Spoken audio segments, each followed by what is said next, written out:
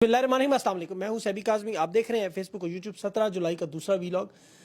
Washington में जुल्फी बुखारी की white house में बड़ी अहम मुलाकातें, खान की रिहाई, पाकिस्तान में मार्शल लॉ, फील्ड मार्शल के हवाले से अदलिया के और बहुत अहम मामलात।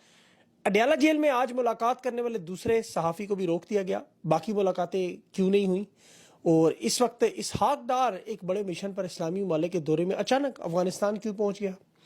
और इस्लामाबाद में शदीद बारिश, बलोचिस्तान में मिसिंग पर्सनस फैमिली का एहतजाज, पुलिस की बदमाशी और मरीम नवाज की नाअहली।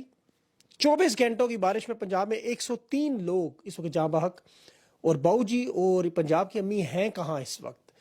इलेक्शन कमीशन भी इंतहाई जल्दी में जमशेद दस्ती की सीट पर इलेक्शन का शेड्यूल भी जारी। सेनेट के इंतखाबात में जो मामलात पसे पर्दा है वो क्या हुए, तय हो चुके हैं, मैं आपको आपके सामने रखता हूँ।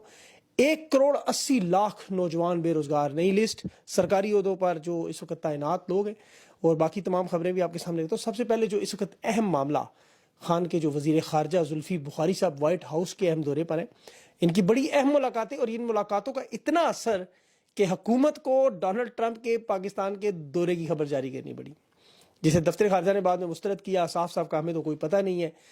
वजीर खारजा ख्वाजा आसिफ ने भी कहा जी हमें कोई इल्म नहीं, ये कोई दौरा ऐसा हो रहा है, ट्रंप जब भी आए वो वेलकम है, खुशामदीद है।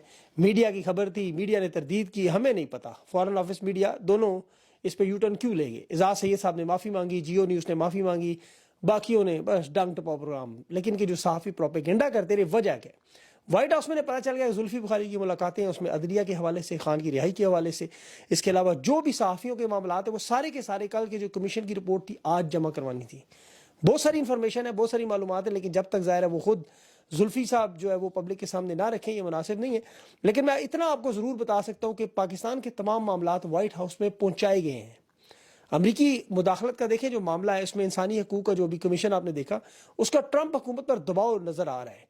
ये मुलाकातें इसी सिलसिले का एक तसलसल है।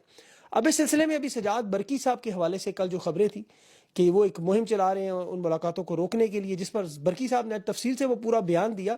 बल्कि उन्होंने इस ट्वीट में वो ईमेल जो उन्होंने इस कमीशन को लिखी, वो ट्वीट भी सारी ईमेल भी उन्होंने कर दी कि इमरान खान की फैमिली जो डोनाल्ड ट्रंप से मुलाकातों का इंतजाम करने की कोशिश कर रहे हैं, टॉम लेंटोस कमीशन को, उनको 9 घंटे पहले सजाद बरकी साहब की तरफ से ईमेल आई थी।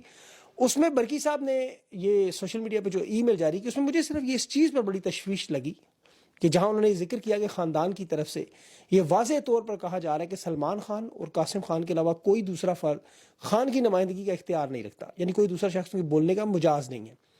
सलमान खान और जो कासिम खान है, इमरान खान के बेटे, बरतानवी शहरी हैं, बरतानिया में मुकीम है, अगले हफ्ते अमेरिका आ रहे हैं। फिर जो इस मामले पर सियासी जबर और वालिद की